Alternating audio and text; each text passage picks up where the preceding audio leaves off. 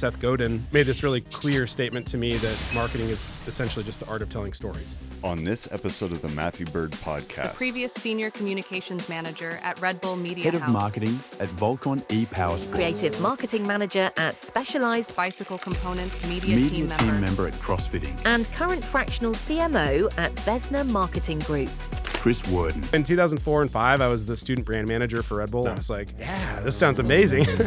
And that's kind of where my career took off. I went on to work for motorcycle magazines. I ran motocross.com for a while. And CrossFit starts to run the CrossFit Games on ESPN. I just keep finding myself in these great opportunities, leading the charge. My friend Dave and I, we brought MotoGP back to America for the Red Bull US Grand Prix. Try to find people that have strengths and where your weaknesses are. That strengths first mentality helps really grow a great team. Quality marketing takes time, takes effort, takes cost. If you're a young person who's coming up in their career and you're working for somebody who seems intolerable, but there's a slight chance that they're really remarkable, probably should tolerate it.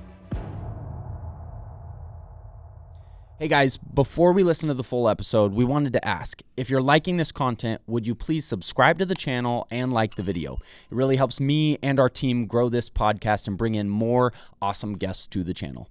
Thank you, and back to the episode. Welcome to the studio. Thanks for joining me today. Thank you. I was not expecting such a setup. I thought I might pull up to like a back alley garage and you'd roll the door up. But this is beautiful, and you guys have done a really nice job here. So I'm happy. Thank to be you. here. I just hope I can live up to the set you've built. You will. I'm pretty rough around the edges. So. No, you got it. We do pride ourselves in trying to always increase quality in whatever we do. Yep. You know, we live by that. What's 1% better we can get? Yeah. We've been doing that for a few years, so we feel like we keep achieving more and more each year. How you do anything is how you do everything. And if you got all the details under control, everything else takes care of itself. Yeah. So, well, thanks for joining me. I'm sure you'll be new to a lot of our community and audience. So I always follow a bit of a similar format where I want to go back and hear some of the story of how you got into the work you do. But to set the stage, tell us a little bit about what you do now. Yeah, so I am a fractional CMO, which is a relatively new term these days. And the fractional world's actually came largely out of the back half of COVID. And what I had experienced during that period and came to realize was there's a lot of companies that are in their early growth period that really need executive level leadership in marketing. And they're just not quite at a point where they can afford it. And I had super lucky career up until this point. And so I just decided to take all the really amazing things that I've learned at companies like Red Bull and Specialized and others and try to give it to smaller businesses to help them grow. So I come in on a limited engagement with my clients and I help them prioritize the highest leverage tasks and really expand their marketing presence to the point where they can bring in full-time people and continue to grow after that. Very cool. I'm excited to dig into some fun stuff around marketing and brand and get some of your perspective on it. But before we dig into tactical, I'd love to hear some of the story. And I like this part. Sometimes people are like, oh, it feels like it's long-winded. But I like hearing some of the journey because part of my goal with podcasting as well is to share stories of like, what did it look like for people to get to where they are if they're doing something, cool, something unique, they're in a high-level position. So take us on a little bit of the career journey that led to your marketing roles. Yeah, it really started when I was 11. If I'm being honest, my grandmother was a great photographer. She was kind of a part-time pro, when she had time. And she did some real estate photography and that kind of thing in northern Idaho. And I always looked at her cameras, and one day I was just like, hey, what is this? How do you use it? So she took me to the park, and I'll never forget, she had a Nikon F2, and we snapped some shots, took them back. I'm sure every one of my shots were terrible. But she gave me that camera later, and from that point on, from the time I was 11, I never went anywhere without a camera. And that is even including up before we had these, right? Yep. Before the smartphone, I was always packing a DSLR around or an old film camera. And I went to school at U of I, University of Idaho.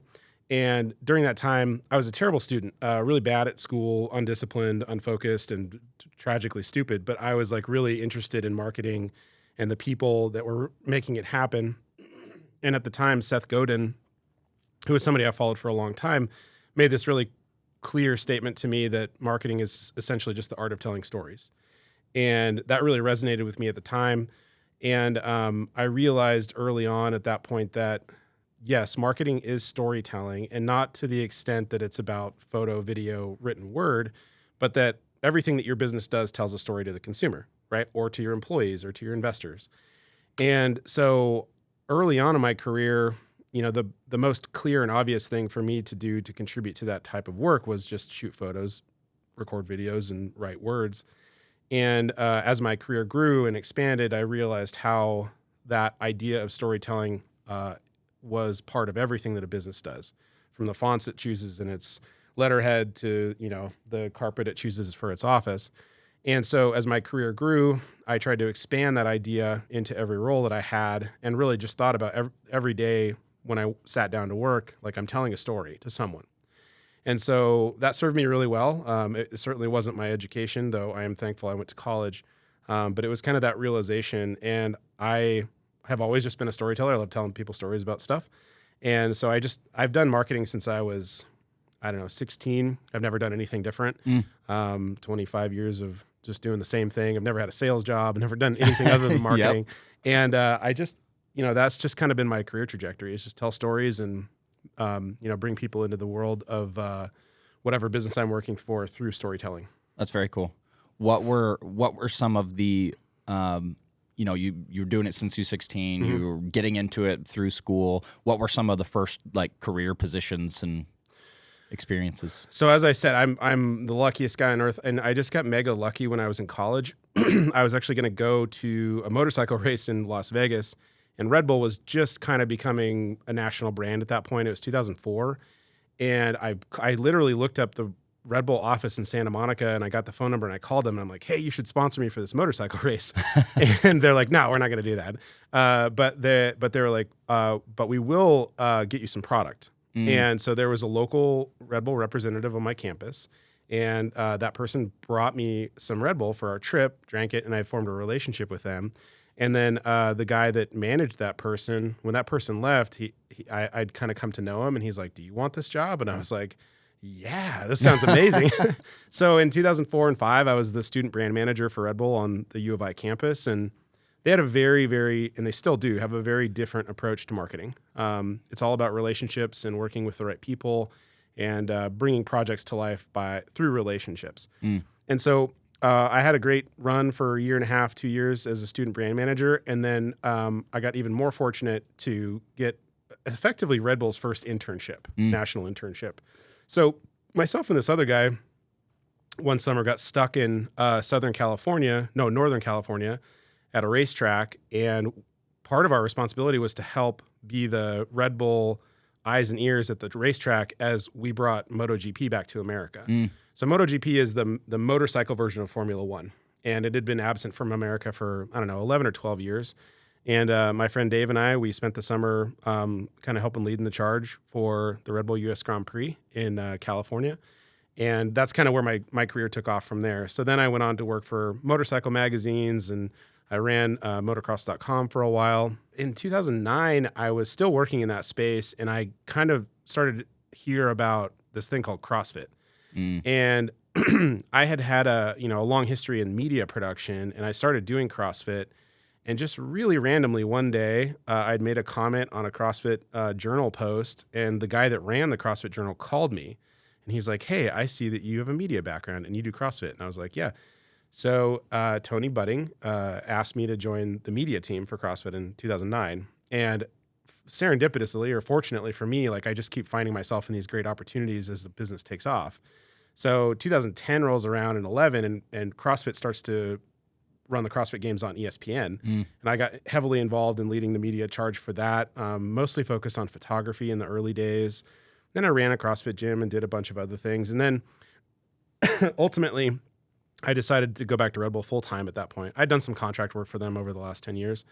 And I went to work for Red Bull again as a field marketing manager. And that was a great job. Did that for about a year and a half, and then moved over to the media side of the business. So people may not know this, but Red Bull's got two companies: Red Bull proper, Red Bull North America, and then it's got Red Bull Media House.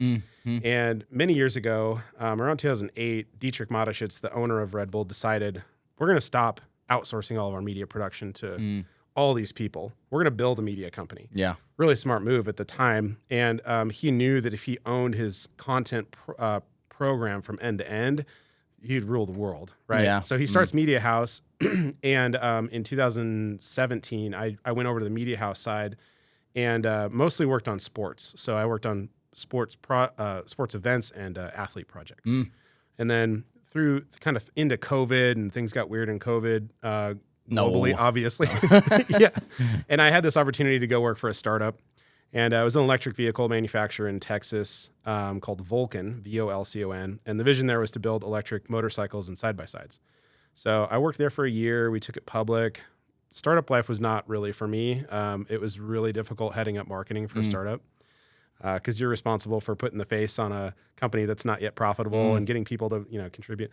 So I left there, went to Specialized, and was the creative director for the U.S. And then in 2021, 22, I was like, I want to give this fractional CMO thing a try. Cool. And for the last 3 years, a little over 3 years, I've been doing that, had a ton of great clients, and I'll probably never leave it because I love it. That's awesome. Yeah.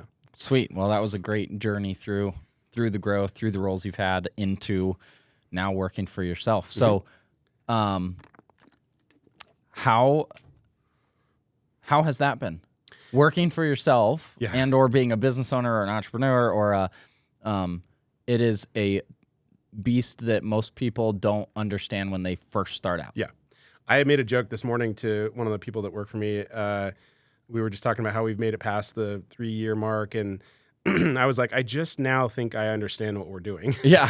And like, I was like, it's so fortunate that we've been able to pay the bills up until this point because I didn't really understand the mechanics of it. And, I'm not terribly capable on like the accounting side and all of that. So like, I've just kind of muddled my way through that. But running your own business is a remarkable process. It humbles you in a lot of ways. You have a lot more empathy for people that, whose small businesses you interact with on a daily basis. Yeah. And it also is really exciting. I mean, the fun part for me is like my business is quite small compared to my clients. Like my clients generally around $5 million a year in revenue, 5 to 15.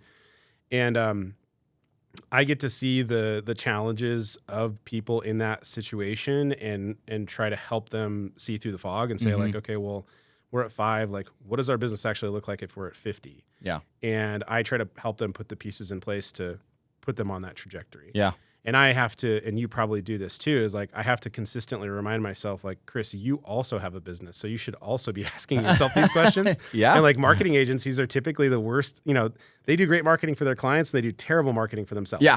And I'm guilty of that. Yeah. I just maybe 2 or 3 weeks ago, I said I'm going to carve out X amount of hours a week, and I'm going to lean into my own marketing. And the fact that that I'm here actually is indicative of that because I used to be like the no meetings guy.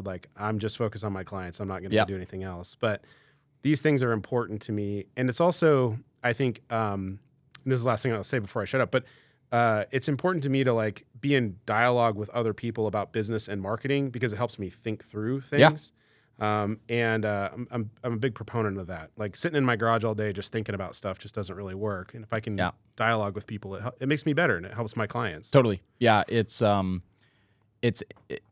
I definitely relate with, I could tell other people exactly how to fix their problems. And then I like turn around. I'm like, we're also not doing it. Even Here's though how I know to build a media business. Yes, that's funny. And the interacting with other people that are in a similar role, vein, industry, whatever, it's very much, it sharpens you. It keeps you, I think there's a saying about like the best way to learn something is to teach someone else. Yeah, 100%. Like because it's making you think even more and deeper about how you would teach something. Yeah, it's very engaging. That's why we love community so much. There's a lot of industries that people feel kind of isolated. Yeah. They don't really have this ongoing community or connection with people that are in similar roles. Yeah. And part of what we've tried to foster is helping people build relationships with like-minded professionals, especially on the side of like innovators and entrepreneurs, and who often are like this solo person in a company, and they're like, everybody thinks they're crazy. Yep. It's like, no, there's other people out there. Like, and finding those people to build alongside, whether you're in a firm or you're on your own or you're an entrepreneur or whatever it be, having other people to bounce ideas off with and share in the journey of growing is super valuable. Yeah. Yeah. To your earlier point, one of the reasons why I have not said no to any potential client over the last 3 years is I was fairly certain that when I started this, I was going to learn a lot more if I worked with people across a wide variety of businesses. Yeah. And it would have been very easy and probably a lot less of a headache for me to start just focus on sports and action sports and the outdoor industry. But I've done that forever, and I wanted to learn more about other, so now I've got a law firm as a client. I've got a cooler company and a farm out in Caldwell. And I mean, eventually I'll grow up and say, like, this is my lane. Yeah. But right now I'm just learning, and it's been pretty cool. Yeah, and I think there's definitely pros and cons to it, but when you're early in startup phase or entrepreneurship, you there's the drive of like, I have to make money. Yeah. So anybody that's willing to pay you to do something that you can or think you can do, or it's closely related, it's like, I can help you there. I had a similar experience when I was building my first company doing service work, where at that point I didn't have the luxury to say, I'm only working on buildings or only airports or only facilities. I did a little bit of everything. Which again, I think a lot of people would say, don't do that. You're not specializing. But when I look back at what I'm doing now, I wouldn't have had the knowledge or the relationships to build what I'm building now, because part of my focus of building this global community around this emerging technology field is because of the diversity of work that I got pulled into on the service side of like seeing these technologies apply across so many industries, brought the awareness of like, all of these industries are trying to solve some of the same pain points. So I think there's things often when you're in entrepreneurship or in a lane of trying new things, even if you're not a business owner, that stepping into the unknown and having curiosity, you will find lanes that you didn't really think about before. And then you explore those a little and you're like, oh, and then it goes this way and it goes that way. And you're like, it's these stepping stones that if you don't take the first step, you don't know that step 2 and 3 are even there. Totally. And I also find too, having a wide variety of clients, I kind of entered this world assuming that every company has to approach marketing differently, and that it's like this super dark arts meets science thing, and like every company is going to work differently in marketing. And the more I do it, the more I realize that it's actually, they all kind of share the same ecosystem of tools and projects, and it's just a bit of a fuel mixture essentially to like get it right. And to go back to the Seth Godin comment from college, like all marketing is just storytelling. And I think that when I engage with a new client, I just brought a new one on board the other day that's kind of a beast, but I just look at it through like, what story are they telling and how can we modify that to compel more people to be part of it? And so it doesn't really matter what industry or company I engage with. I kind of come back to the same core tenets of it and try to solve that problem for them. And I only would have really realized that had I worked with a lot of different types of businesses as opposed to just one all the time. So before we start, I do want to get into some like tactical things, but before that, back to some of your journey. I want to hear a little bit of feedback on maybe some of the leadership that you experienced that allowed you to grow and explore and things like that. What were some leadership traits that you admired of people that were above you? I've had some world-class managers and I've had some real nightmare managers in the past. I feel like when I do these things, I often should just bring a bucket. And like every time I say Red Bull, I have to put $1 in the bucket and give it to you. But one of the things really remarkable about that company is they have a very, very well orchestrated people management system. And, they're Austrian, German company, so they're very mechanized. And one of the most remarkable parts about that business is that they have a strengths first mentality. And so, oftentimes companies will look at their labor pool and they'll say, okay, well, this person's really skilled and strong at this, but they got all these deficiencies over here. We got to fix these deficiencies. Like Chris keeps microwaving fish in the office, microwave, or, we got to fix, he's very, very bad at his expense reports or whatever. And the way that Red Bull looks at it is it's way harder to fix those deficiencies that are just ingrained in people than it is to take where they're strong and just pour gas on it. And I think that one of my managers at Red Bull was just really remarkable at tolerating where I was stupid and really reinforcing where I could be apply a lot of leverage. And I think that that comes down to just being humble and being understanding of the people you're working with. And I've managed 1 million people, and I've often had those situations where I'm like, oh, if this person would only stop doing this, it would be great. But I think that that strengths first mentality is actually what helps really grow a great team. And so I've had a couple of great managers in that space, and I think that contributed a lot to my career. And I actually had, over my time at CrossFit, working on the media side, I worked with some very dysfunctional people.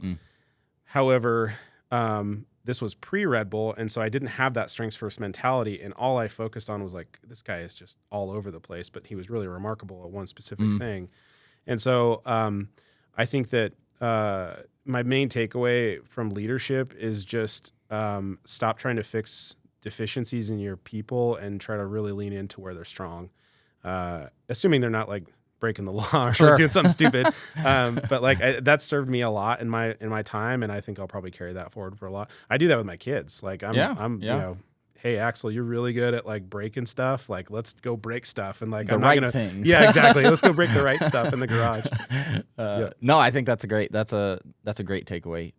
I mean, and in a bigger sense, it kind of leans into the whole idea of, you know, when building a team or building a business is you try to find people that have strengths and where your weaknesses are. Yep. You know, being aware of your weaknesses or the deficiencies or things like that, I think is important. But letting people do what they're really good at. Yep. And I think another piece is doing the thing that they enjoy doing. Yeah, 100%. I think that was a lesson that I learned early on, was when you can find something that you can be passionate about working on. Yep. That's when I see it transform your work into what they talk about of, you know, if you love what you do, you don't go to work anymore. It's fun. It's but truly, when you can align someone's role or responsibilities to what they actually love doing, they work way harder. They study that thing. They become the best at that thing. Yep. I think that really fits with the same type of feedback you give. Yeah. The other thing I would say about managers too, I completely forgot about David Edwards, but David Edwards was the editor-in-chief of Cycle World magazine, which was kind of my second job. We moved to Southern California, Orange County, and I went to work as kind of the producer for the website, like early website production days. David Edwards was a jerk. Like he was really, really mean. Everyone was afraid of him.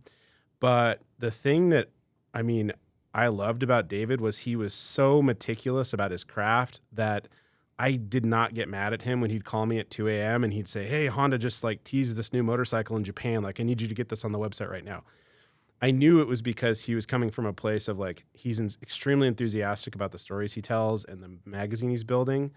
And he was brutal on me a lot. And it probably didn't help that on the first day of work there, I wrecked his motorcycle. I totaled it, which is a funny story in and of itself. But he pushed me really hard. And I'm sure my wife probably felt like I was probably crying in the bathroom a couple of days a week.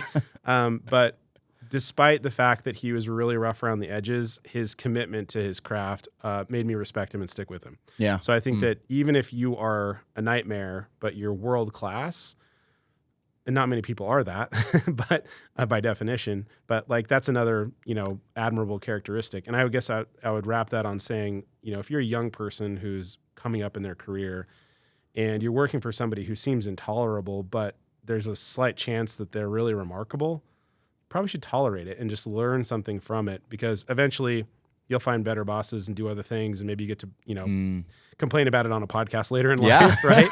But stick with it if they're remarkable. If anything, it'll build a good story Yeah, for the that's future. right. No.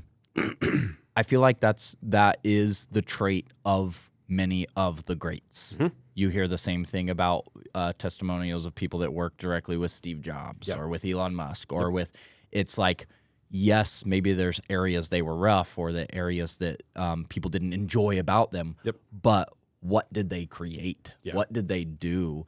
And you can't build something extraordinary with a average or ordinary level of work and making everybody happy and being comfortable. And, there's a certain drive that people that do incredible things have. And, that becomes a personal choice, right? In those scenarios of like, do I like the pros versus the cons of this scenario? Do I want to keep working on this thing? Or Yeah, it's interesting to learn from those types of people, though. Yeah, I have a friend who actually worked for Tesla for quite a while. Not a long time, but he was not head of HR, but he was very high up in the HR department. And he came in for his interview, and he's sitting in this tiny little room. And the lady that brought him in is like, "Okay, I'm gonna go get Elon." And Elon wanders in, and he sits down, and Elon grabs this guy's resume off the table, and he like, I think he must have read it word for word because he was like reading for like 15 minutes, and Just sitting there quietly. Yeah, he's just sitting there reading. And he looks at him, and he like puts the resume down. And he asks him one question, and then he gets a phone call, and Elon's like doing the thing on his phone, and Elon just literally just leaves the room, and this guy never heard from Elon again. And apparently, Elon only needed to ask one question to decide whether or not this guy was the right fit for the company. And he was running a very big department in HR. And his eccentricities are a superpower in some regard. And he's not going to get people to Mars by focusing on how to be a better people person. So you got to give him a little grace for that. Yeah, it's wild. It is wild. Okay, into some tactical stuff. Sure. And some of this plays into things you even talked about earlier with some of your experiences and where you worked and such. But let's talk about brand. Mm-hmm. What is brand? Is the ethos of your company. I think of brand as a human being, an entity of sorts. It has its own history, its own way of being. I mean, oftentimes when you meet brand marketing people, they do talk about if our brand was a person, what would they be like? And these days, you get kind of like a combination of 3 or 4 people. It would be like these 4 people. We used to jokingly say at Red Bull that if Red Bull was a brand, it started smoking before it was cool and it quit before it was unhealthy. And we actually had a lot of mythology, and I think that's kind of cool and a really great way to build it. Like you build mythology around what the brand is and what it stands for. And I always jokingly say that marketing is equal parts, dark arts and magic and then science combined. And the brand side of marketing is entirely just magic and dark arts. You're conceptualizing an idea of a company from thin air and trying to figure out how to represent it to a broader audience in a way that resonates with them so they'll buy. And, I've worked with a lot of companies over the last 3 years who they don't have a very clear sense of the brand that they've built. And in fact, one of the things I would encourage anyone to do if you're running a company or you're, intimately involved at the executive level of a company is look up a book called Play Bigger, which is about category design. It's actually one of the most interesting things in marketing I've come across in about 15 years. Category design is really this process of rethinking the category you're in or creating a new one. And if you follow that book's playbook, you kind of come to a realization that maybe the industry that you're in is not the category you're in is not where you should be. And I think that the category you're in or you're trying to create can actually help inform what your brand should be. So Play Bigger, one of their best examples of category design is Uber. Uber started out in the taxi service, technically category, and then they invented rideshare, right? And they became the 73% market share gorilla, 800-pound gorilla that runs that category. Brand is, in my opinion, from a marketing perspective, the most important fundamental layer of your company's marketing efforts. And when you get really clear on what your company is from a brand perspective, it enables, and not just enables everyone in your company to make decisions, but it also allows for you to shape it into a more approachable version to your consumer. So if you're really good at defining what your brand is, everyone in your company should understand the core values, the strategy behind the marketing. They should know how to talk about the brand. If they have to author an email on the company's behalf, they'll know to use these words and not these, right? Like I mean, Red Bull, you're using 4-letter words in presentations to the entire business because that's just part of the brand, right? It's countercultural, et cetera. And so this is a really long way of saying brand is just really ethereal and hard to wrap your hands around. Yeah. But there are some old school kind of classical techniques to try to define it, mission, vision, values, tone of voice, et cetera. But the way that I look at, or I would encourage people to think about their brand is think about it as an individual. Everything that you put into that brand concept needs to work together, right? So like if I walked in here today, like I wear all black, this is just kind of my style. But if I walked in here in my all black get up and I had like an old school like pimp hat with a big feather, right? Like you'd be like, okay, everything makes sense from the neck down, but the pimp hat doesn't make any sense. And so you have to have cohesion in your brand, or else your consumer won't understand you. Yeah, that's great. I like that. I like that explanation. I like the the idea of visualizing the brand as an individual. That's interesting. That's actually a new take concept for me. Yeah, started smoking before it was cool and quit before it was unhealthy. Yeah. Oh, that is fun.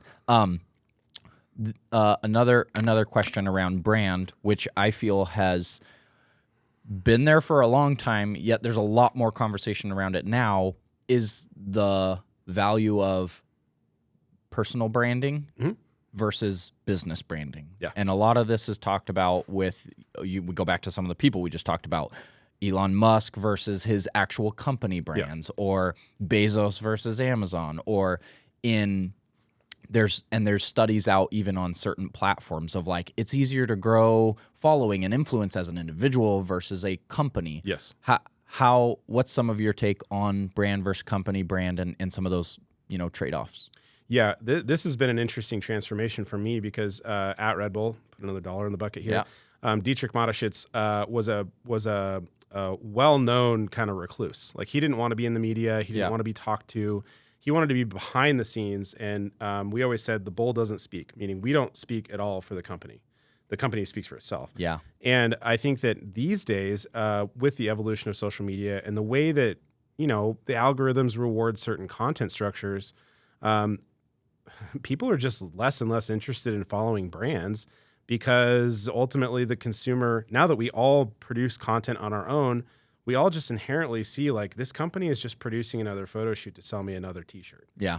And I think that people follow brands more passionately that have a mission and a vision. Like they know that they want to change the world in a certain way. Well, ultimately the brand doesn't do it. It's the people that run it that lead that charge. And I don't care if you're a super charismatic, extroverted leader or you hate turning the camera on. There's an enormous value in putting the leadership in the forefront of that brand's image in social media these days than there's ever been. Yeah. There's risks with that, of course, because individuals are flawed and they can really tank your company, especially if you're public. If you're public, don't take anything what I'm saying it's like to heart. But I mean, if you're a private company, but I do think storytelling around founder-led stuff is really critical. And in fact, the client that I just brought on this past week, I looked at the social and I was like, okay, it's pretty good. A lot of it's AI generated. Yep. It's okay. And I was just like, and I said to the CEO, like, this is not compelling because it's not human driven. And you, CEO, this woman who I won't name, is like, just like, I've never met anybody more prime for being a founder-led CEO. And so today, actually, I just signed a contractor to come in and help us lead the reformation of the media effort to focus on the CEO. And I would bet my next 10 paychecks that's going to be really beneficial. Yeah, that's awesome. The hard part is most leaders are inherently not oriented towards being that type. Yeah. And they're not inherently oriented towards it, but if they're leaders and they're willing to really put their neck out there and build a company, they have something in them that inherently allows them to do that. But you got to tease it out. Yeah. And there's that like really rough period where the first couple pieces of content, they're like, oh, I hate it. Please don't put that out. And you sort of have to build a plan in there for yourself. So like, we're going to throw away 10 pieces of content before this person lets us go with one. But, and this is kind of my rule these days, is like, you got to give me a line in the sand here that says like, it's got to be this good before it goes public. And I'm going to push you to pull that line back a little bit. Oh yeah. We're going to start releasing things you're uncomfortable with because you got to get a lot of at-bats before you get good at it. Yep. And you just have to start. Like, that's just the bottom line. Yeah. And that goes with anything, right? It's like, in order to build something great, you have to be willing to suck it first. Yes. It's going to be ugly. It's going to be bad. It's but it's starting. It's doing it. It's learning. It's improving. Yeah. And I think there's definitely that line to walk of like, okay, let's not make super crappy content maybe. Yet at the same time, on certain platforms, like people enjoy the raw behind the scenes, just film it on an iPhone and publish it. That's like Gary Vee's whole style, right? Is like, don't create and put all this effort into production. Just document what you guys do. Yes. Document the process, document what you build, and use some of that to show stories, to build. Because, going back to like, people want to buy from people, and they want to buy from people that they know, like, and trust. Right. And how in today's age, especially if you're in a phase where you're not a global brand everybody already loves, like, how do you start to build that? And looking at what a lot of companies do on the marketing side now, they push product. They push pictures of their new device. And it's like, how can we actually twist this in a way that actually helps encourage people to understand you and why, I think a lot of companies still struggle there. Yeah, totally. And the process of selling a product or a service is you have to paint the picture for the consumer how their life would be once they have that thing, right? If you have this Lamborghini, your life will look this way. This has actually been one of the most surprising shifts for me over my career is I have been part of production crews that, there's a Cineflex in the air and there's 100 red cameras running, and we come out of that and the 10 things that hit social that day all came from an iPhone. Yeah. And I'm like, we just blew so much money on, nothing. But ultimately, it makes sense because humans reward candid, relatable content more than they do super high production value. And we're kind of at a point, I don't know, do you know what Gymkhana is? No. Oh, okay. Ken Block had this great series back in the day, Race Car Driver, and it was this really highly orchestrated, super expensive short form video on YouTube. And Ken would just go do all this nutty stuff in his car and like burnouts and jump over things. I think I've seen that. You probably, for sure you've seen it. Yeah. And it's interesting because Gymkhana still actually exists and does pretty well, but you look at the comments and in the YouTube channel and you go, oh, people are relating to this content differently now. Back in the day, it was assumed that if you were going to get a ton of views on YouTube, like you had to have a huge production, and that was just the nature of creating content. And I think it's just interesting because a new Gymkhana came out a day ago from Australia, and it did relatively well, but you could tell just from the commentary that like people are just interacting with really high budget, high value stuff differently now. And what's interesting looking forward is that as we are on the precipice of this very revolutionary AI environment, how will that change the media landscape? And my personal bet, if I had to make a bet right now, I would actually say that you're going to start seeing social media channels either restrict AI content or be exclusively spun up that's don't give me any AI. Because when, we're still in that uncanny valley with artificial intelligence where most of the time you can tell it's AI. But we're going to eventually get to the point where it looks so convincing, but people will still say, this feels high production. I just don't want anything to do with it. So, you already get that feel. And it is crazy what can be created right now. It's wild. Well, I mean, for content producers too, like if you were a content producer and you're listening to this, beware. One of my clients, we've been trying to solve for convincing the CEO to give us a healthy content production budget, both for just like candid lifestyle stuff with the product. And we can never get him to bite off on it. So I spun up a project the other day on Kive, Kive. I'm not affiliated with them in any way, but utilizing that to build kind of lifestyle-oriented photography with studio shots of the product. And I saw 5 photos today from one of the guys on the team, and I'm like, I would never know if this was real or fake. And so I'm just like, it's over. I mean, if you're a content producer, I just don't know what to tell you at this point. If you lifestyle content, like that kind of thing. It is wild. And I think there's going to be areas where it's totally fine. Like people don't care. They just want to see that product. But what I think, I agree with you on the AI content piece. I'm a huge advocate of technology, of AI, of using it where it makes sense, where it fits. But what I lean back toward on that same note is I think that the more that is what's produced, the more people are actually going to want the opposite. Just like I use art as an example. you can instantly create AI-generated art that looks amazing, like better than anything that's ever been produced. Sure. You're not going to render that in a minute and someone's going to buy it from you for millions of dollars. Right. What art is actually worth millions? Right. Hand-painted from years ago. Yep.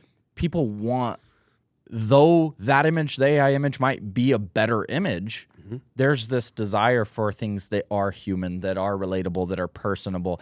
And I think that the same will go to every aspect of anywhere that AI touches. Yeah. There's going to be this desire for like, I don't want to read this blog. I want to read a blog that I know didn't get touched by AI. Totally. It has errors No in M-dashes. it. It was handwritten. It is that person's thought. Yeah. That's also where I think back to like even some of the personal brand side and the leaders of companies and people being, content creators in a sense or more involved with it is I think that the more AI is integrated, the less people will trust non-personal content and information. Well, and the media landscape there's never been less trust in it, generally speaking, and we're in an environment now where we're going to just throw gas on that fire. And I don't want to say I'm like really worried. I'm just very interested to see what happens. I joked this morning with the guy that made those photos. I was like, dude, we're like 6 months from April Fools. We're like 7 more iterations of AI before this next round of April Fools. It's over. Like if you wake up on April 1st and you're not aware of what day it is, you're in for a treat. Like you're going for a ride. Yeah, I saw videos today of a guy showing videos that are all over social platforms. The videos have millions of views, and it's not time-stamped with it was made by AI or whatever, and you would not know that they were fake. Yeah. And they are, I'm not even going to talk about what subject they are, but they're political. And it's like, that's dangerous. Yeah. I mean, I think about the older generation. I'm very worried about. Oh, they have no idea. Yeah, I mean, the boomers that are on Facebook right now. What do you mean it's fake? That's impossible. I watched the video. No. The video is fake. Yes, the whole thing. The whole thing. Someone is tricking you. No, they couldn't be. Yeah, it's and I do think, I think YouTube already did it. I could be wrong, but I thought I heard that YouTube was now demonetizing channels that are AI generated videos. They did just roll out a whole suite of new features. I wouldn't be surprised if that was one of them. Which is, there were tons of people, because of how easy it is to make videos and ads with just AI. Yeah. People, which is sure a great idea and business move of let's just spin up a bunch of channels full of AI videos that are ads and information, whatever, and they were trying to monetize them, and YouTube sees the danger of like, that's going to hurt our creators that are actually creating things, and so we can't let it just become a flood of all that's, every channel is just full of AI stuff. Yeah. And I think it's a smart move. Yep. I think LinkedIn has something similar too, in that if you post an image that was AI generated, and I'm sure there's caveats to this of like you could edit it in a way that it can't tell that it was, or you screenshot it doesn't have the code or something, but it started putting a little icon in the corner to show this was an AI generated image. Yep.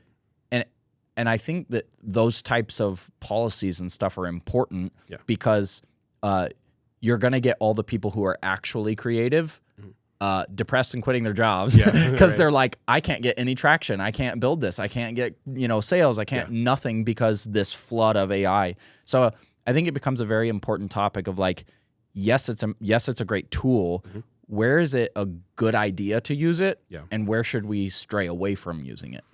Yeah, it's so complicated. And it's also like, if you look backwards and you think, well, how far back do we want to go? You think about, this is probably too geeky for your audience, but like Lightroom, how we traditionally would edit large gallery of photos from like an event or something, there's a clone stamp tool in there that's 10 years old. You say, I don't like this little thing in the corner, clone this piece of the photo, over that portion of the photo. That is effectively artificial intelligence that's 10 years old. And I don't know when we draw the cutoff line and say like, this is out of control. Yeah. I mean, I would, if I was king of the world, like I'd say 6 months ago, like hard line right there, stop. But that's good. We're done. Yeah. And I jokingly posted on Facebook like a boomer the other day. I was like, the only sensible thing to do at this point is blow up the data centers, turn the internet off, turn it back on and do it again. Cause I think that we are on path to potentially ruin. You didn't hear him say that. No, no. Yeah, sorry, if you own a data center, I'm not really going to do that. No, nobody's gonna rate us right now, right? Yeah, Nothing? totally. Oh.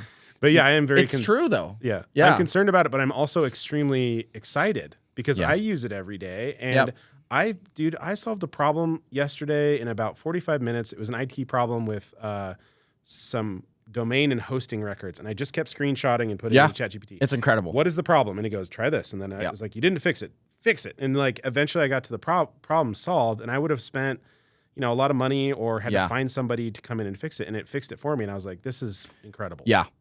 I think that's one of the best areas that AI is going to improve is you will no longer have rooms full of people answering customer support calls. Yeah, right. Oh my gosh. Yep. I was on the phone 6 months ago for a printer problem for like 3 hours. Yeah. And I still didn't get the problem fixed. And I'm like, AI is going to solve those types of problems because it knows every manual. It knows every answer. It will run you through scenarios in 15 seconds. You don't have to wait online anymore. You don't have to be on hold. If AI can fix the home printer problem, I think I'll put up with anything it comes up with because it's like your home printer never works. Oh man. Is there anything that comes to mind for you that you believe about marketing or brand that most other people would disagree with? Yeah, it's a good question. That's a like a Peter Thiel question in reverse. I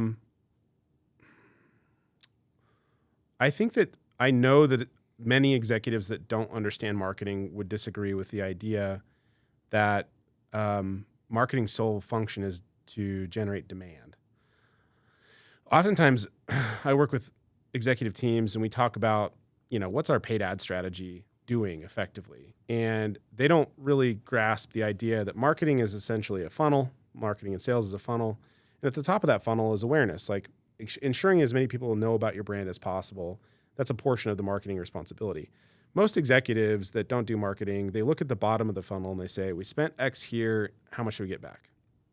And that really simplistic thinking keeps them from growing a brand effectively over time because not every time you interact with your customer are they ready to buy. Yeah. Right. And I think most executives that don't do marketing and some that do, they just assume that as soon as you reach a new person, they immediately take their wallet out.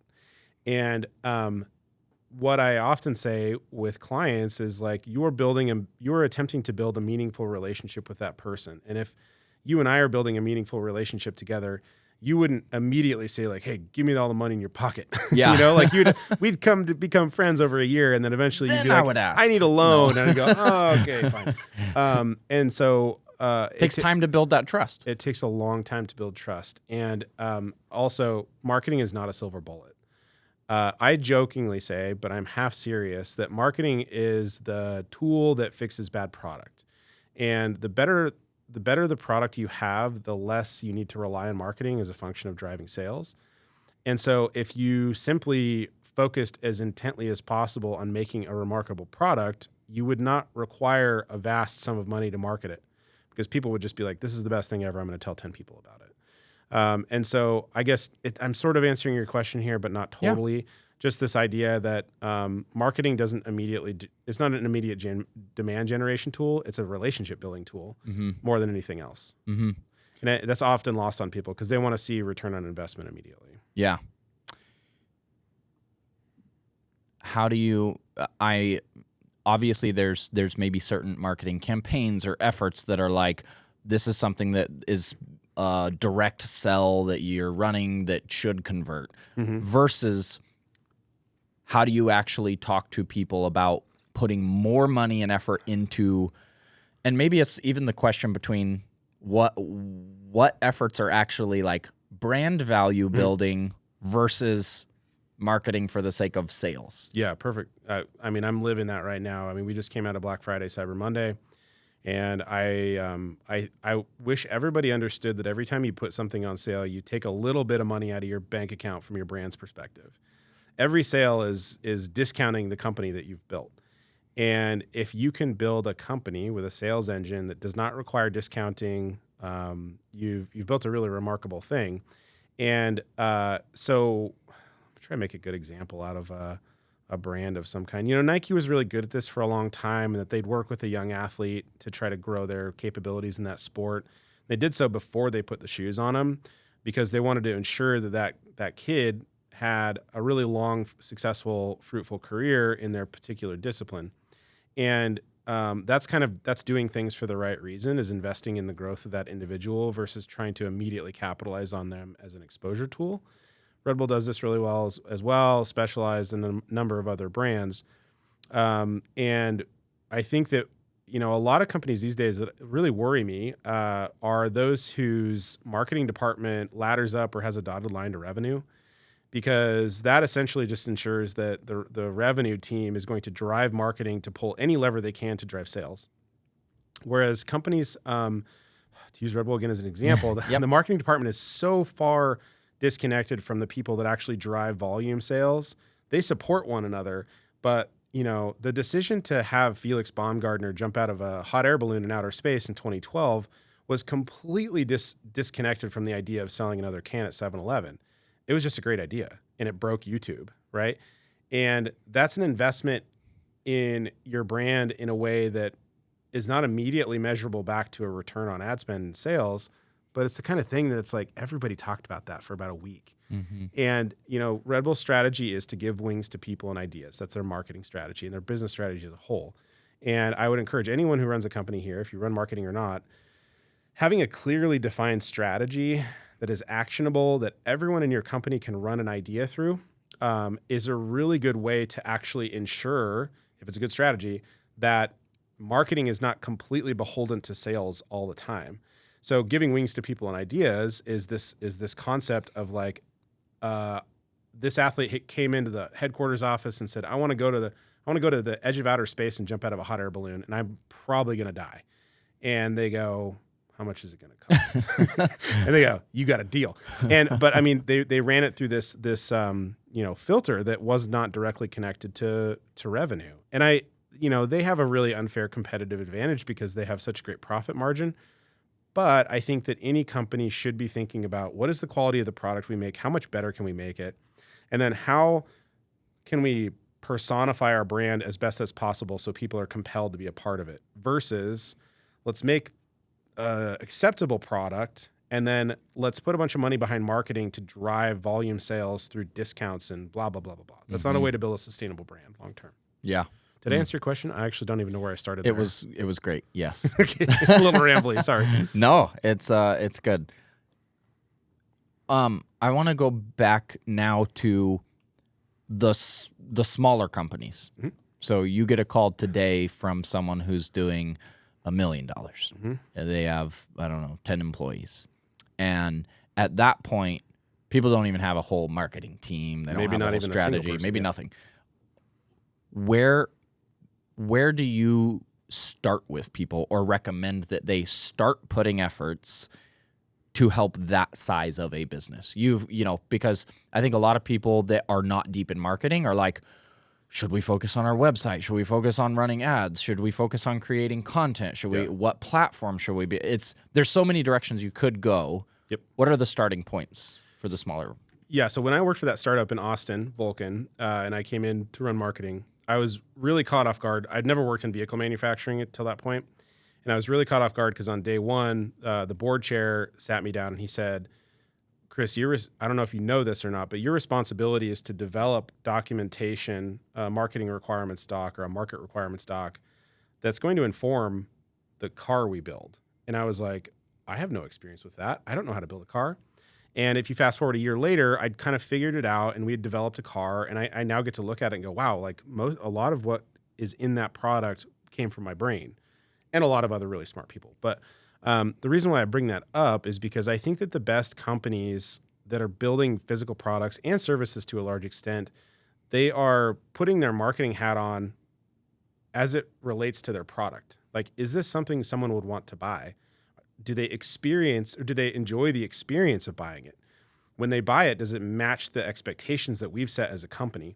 So if I was like going to work tomorrow as the head of marketing for $1 million plumbing company, I would look at, well, what are we doing to market our current company? And I'm going to go on a couple calls and I'm going to see like, Did we say we were going to be there in 15 minutes and we got there in 20? I think that you have to, especially as a small business, you have to be really, really critical of the product or the service you're putting out, because that's the foundation of marketing. Like, you want to make sure that the consumer experiences what you promise them. So I would get hypercritical about the product itself before I tried to think like, okay, am I going to run paid ads or SEO or do PR or get influencers or whatever? And as you kind of come to terms with the way that product's delivered and built, and you say, okay, we can improve on some of these things, then I would turn my attention to like, well, how can I tell more people about this? Mm-hmm. But oftentimes in many companies, marketing is so disconnected from the product itself. They find out there's a new product company coming in their company and the product's already built. And then the marketing team goes, well, we can't market this. Nobody nobody's going to care. Mm. And I think that that's really critical, is like put marketing in the beginning of the development cycle for product and service, and make sure that the people responsible for that are like, yes, I can tell this story. Mm. And then when the product comes to market, those people are hyped because they're like, I had something to do with the way that came together. There's a story. We made the A bars and A frames on that side by side a specific way to represent the brand identity that we were trying to create. And so I get to tell a story around that. And I think that would be my recommendation. Look at the product first. Yeah. No, I like that. That's great.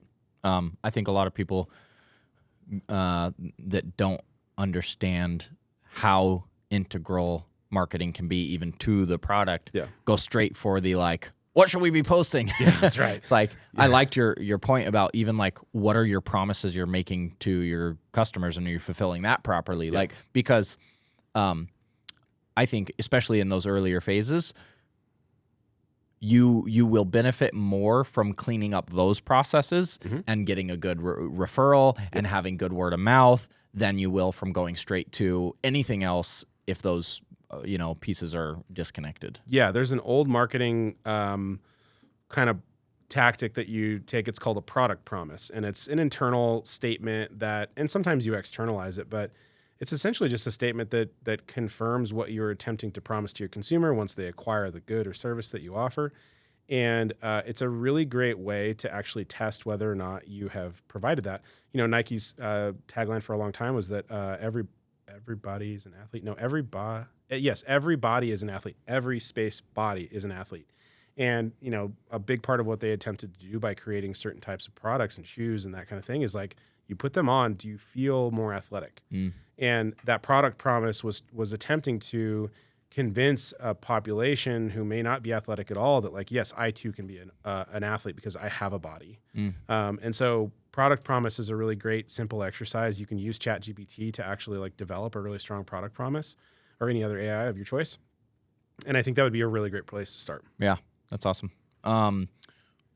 When it does come to a company that is already on social or trying to do social, what are some things that you see brands and companies doing on social that is really the wrong approach? Yeah, I think if Gary Vee was sitting here or anybody similar to him, I would probably tell them that you're way too focused on perfect execution of content and quality, and you're not thinking enough about how social media to a certain extent is a lottery, right? And the more times you play it, the more likely you are to get lucky. And when I talk to people about their social media content, typically it's like, we don't have enough stuff to post. We don't post frequently enough. Nothing ever really works, blah, blah, blah. And my response is usually just like, we'll figure out how to increase your cadence and just see how it goes. And I often tell people, and this is something that anybody that listens to this runs a business I would encourage to do, organic social media is a remarkable environment for fleshing out advertising content. Because organically, Instagram, as an example's algorithm is going to expose your content to a willing audience, and sometimes it's going to hit, and you're like, I didn't think that was going to work at all. Mm-hmm. You have this one piece of content that did really well. You don't know why it did well. You never will, because there's no understanding the algorithm to a certain extent. But if you want to be successful in digital marketing and paid and kind of the organic space, you're going to have to increase your frequency till you can actually tease out some ideas and say, okay, if you didn't know anything about social media, and you just consistently posted photos, and every day you posted a horizontal shot, and then the next day you did a vertical, and then horizontal and vertical. Eventually, if you were smart enough, you'd go, oh, vertical does way better. And that's just because the algorithm rewards how much time you're swiping past a post. But ultimately, organic social just has this really remarkable way of giving you feedback to tell you more about your brand and what you should be putting into advertising and what you should double down on. And so I think that, if I were running a small company and I didn't have a ton of budget for content, I would just come to terms with this idea that, like, I'm not going to make great stuff. I'm just going to take a lot of at-bats and see how it goes. Yeah. Be willing to be a little bit vulnerable, and you're not going to tarnish your brand with 10 social media posts that aren't perfect. Yep. I mean, don't do anything nuts, but like try to keep it within a relatively, narrow scope of what you are. Yeah, but just jump out of a hot air balloon in space. Yeah, just try it out real quick. Yeah, just take more at bats and pay attention, and also understand that there's a lot going on in social that you'll never understand. Zuckerberg could wake up in a bad mood tomorrow, and he could just nuke your business entirely if you totally depend on it. So you got to be careful with social. Yeah. I one more thought or question around that is, as a marketer or someone who gets into creative and ideas, is like,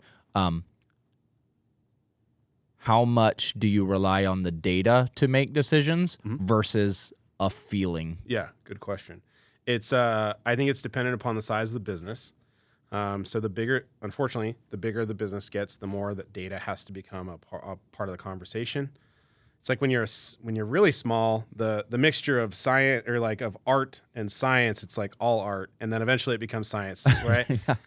And if you're a mid-sized business, you have to have someone in the company that takes responsibility for the brand as the arbiter of what the brand is, and that person should be willing and capable of pushing the boundaries and blurring the edges of that a little bit to see what works. But to a certain extent, you have to keep an eye on the data. And for most companies, it's just a lagging indicator of whether or not you got the concept and the art right. And, you could be really, really nerdy about it and scour the internet's content for similar businesses to yours and say, okay, well, these seem to be doing well based on the numbers exclusively. But the confusing part about running social for a business is that higher engagement doesn't necessarily mean success, right? Neil Gaiman or whatever that guy's name is like, give me 1,000 fans versus 10,000 followers. Yeah, and that's a really great way to put it. Yeah. Now, if you have 1,000 fans, like, your engagement numbers will probably be great, but ultimately, it's not just about the numbers. And I actually think that's what's so interesting about social is that we go back to where we started this conversation. It's like, what is a brand? Well, social media is like one of the best ways to embody a brand to a certain extent because it gets to show up and be real every day, right? Just like I wake up and I'm a real human being all day, every day. Well, social media is always on, and it's an opportunity for you to kind of blur the edges and play around with things and just, be careful, but you have to experiment. And I think that if you are too overly focused on analytics when it comes to social, you're missing the actual essence of what social media is. Yeah. So for people that are right now taking steps into a marketing career path, what should they be thinking about or focused on?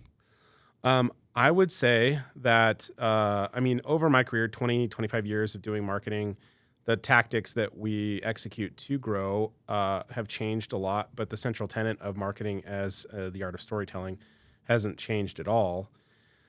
I would be really focused on, I tend to really appreciate people who are more of a generalist than a specialist because, again, I see marketing as an ecosystem, and there's components of your marketing mix that are interacting in a way that maybe you don't understand, like SEOs somehow interacting with organic social content.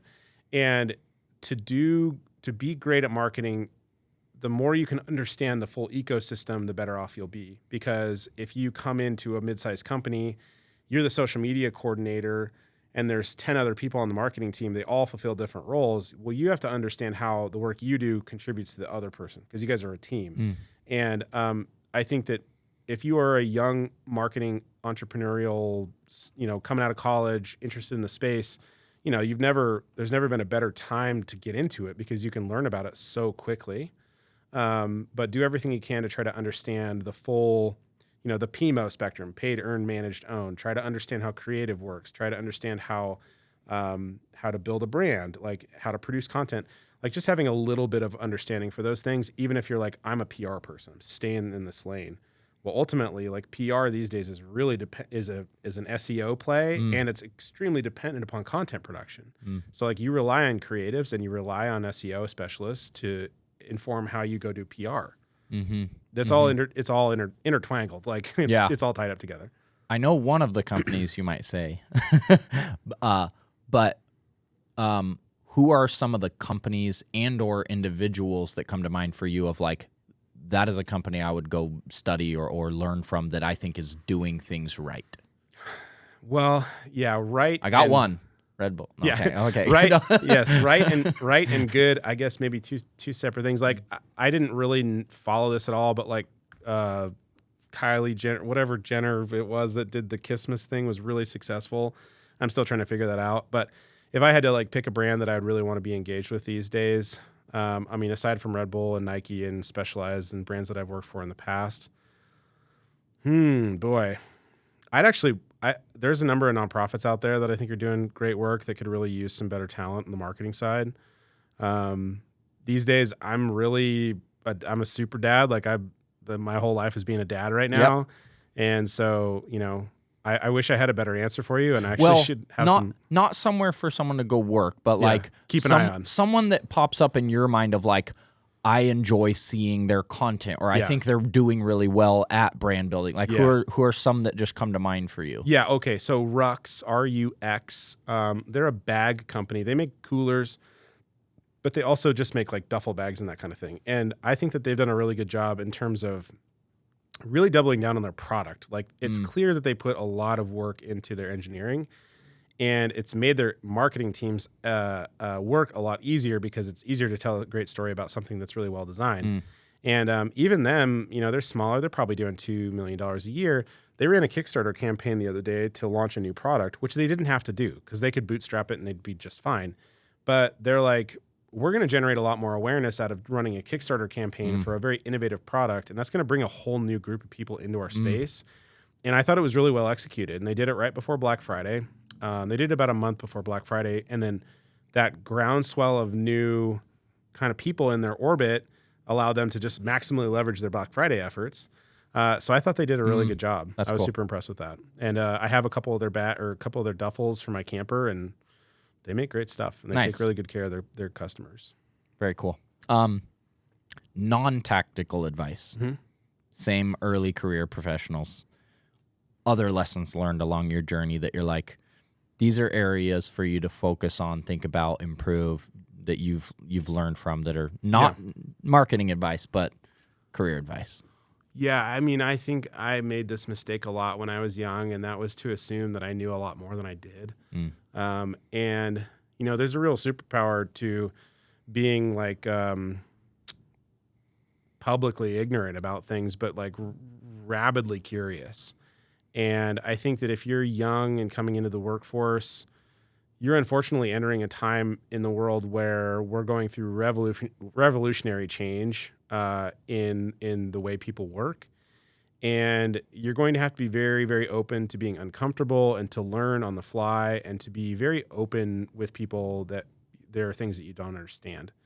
And I think I was really guilty of that when I was younger. I thought I knew everything. And the farther you get down in your career, you realize how stupid you were when you began. But I would say curiosity, especially as a young person, is probably maximally rewarding if you stick with it. Yeah. And make sure people, one of the old conversation tactics, like I said before we started, is like the best way to interact with and get close to somebody is just ask them questions about themselves. Like ask questions about the person sitting across from you, which I feel guilty of. I haven't actually used a single question in this interview, but the idea of coming into the workforce, ask people about what they've learned, especially older people, and try to learn as much from them as possible, and they'll reward you for that. They're going to be like, "Oh, you little whippersnapper, you want to hear about back in the day before we had, iPhones?" But yeah, ask a lot of questions. I love that. Yeah, I think, that's some of the best advice I think for younger people or people earlier in career, because even the whole saying of like surround yourself with people smarter than you, or it's like, but if you think you know everything and you're the best, it doesn't matter how smart those people are that you're around. Like being humble, being teachable, being curious, asking questions, being a learner, and doing that forever, right? The longer or the further in your career you get, the more you realize the benefit of doing so. And so if you can learn that earlier and keep that as a part of how you are moving forward, you learn so much, you extract so much more. And I think it even goes back to kind of that customer service level of back when we were like, hey, how do you advise those earlier companies? It's like, are you caring about the people you're working for as a client? Right. Now, even in your career path, are you treating the people around you or the people you work for, like that whole customer service level of like trying to always keep that in mind with every interaction you have? I mean, that transformed a lot for me throughout my path. Yeah. Because you also never know, and I've seen it multiple times, you never know who you might interact with in the future. Yep. You never know what company they might move to that now you're working with or for. Yeah. Or so I have always also carried the like never burn a bridge, never leave a place on a bad note. Like, I was actually going to make that point too. And after I stopped talking, I was like, oh, that whole your network is your net worth thing. Like it's such a silly way to state it. But I think that especially in marketing, like, the more people you know, even if you feel like there's just no potential for you to really do anything meaningful together, I think there's a really high correlation between successful people and people who have great networks. And I remember when my first job out of college, I worked at that racetrack for a very short period of time. The head of marketing, this was before iPhones. We all had like Blackberries, or I can't remember the other one. He had a stack of business cards on his desk this high, and I was like, Andy, what's the story of these business cards? He's like, oh, I just collect them over the years from people I meet, and I finally, I have this smartphone thing, and I'm like, whoa, what's that? And he's like, I've entered all of these. No, actually, he had me enter all of those business cards into his smartphone, and he eventually left that company. And on his way out, he goes, hey, remember when I had you enter all those contacts? And he's like, I exported them for you, and I'm going to import them into your phone. This was hard back in the day because we didn't, And he did that, and he's like, you have, in the power sports industry, you have every person that you've ever wanted to talk to. And I'm like, really? And so he's like, I would just encourage you to start texting or calling those people. And I did, and it was really helpful. Yeah. And in many cases, like, they took my call. And Andy was just really great about connecting people, but also reinforcing to me that, like, you have to, this is a small industry we exist in, and the more people you know in it, the more likely you are to get really cool stuff done. Yeah. So yeah, the network thing is really critical. Yeah.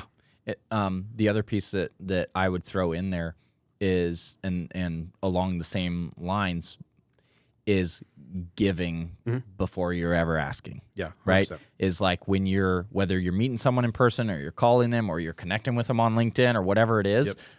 One of the biggest fails I see is someone reaches out on LinkedIn to connect. As soon as I hit accept, boom, a big old sales message. I'm like, dude, you gotta be interested first. You gotta get to know. Like, as soon as you go for the immediate sale, it's like remove. Like, I don't want spam. Yep. But if you do the opposite and you connect and you're like, hey, I was genuinely interested in connecting because, and find something to relate on, or look back in their content, and you know.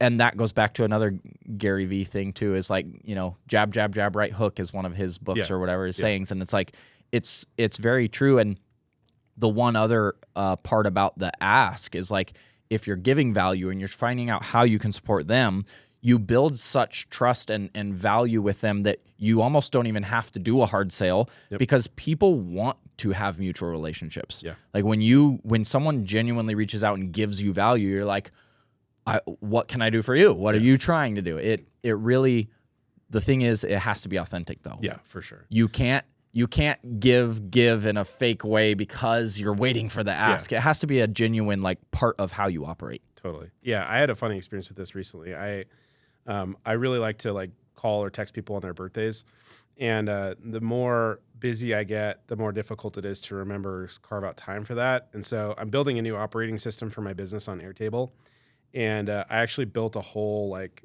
I can't remember what I called it, but it's like all the reminders for people's birthdays. Reminder for like when did the company get founded. A little bit of information about that person. Like if I know they like XYZ, like I put it in this database, and now it's going to remind me when the birthday comes up a couple weeks in advance. And it made me feel, at first it made me feel foolish. I'm like, well, if I can't remember this person's birthday, do I really care about them? But then I realized, well, you have 3 kids, run your own company, very busy guy. You do have to set up a system to a certain extent because you still really care to do that for that person, but you're going to forget. Yeah.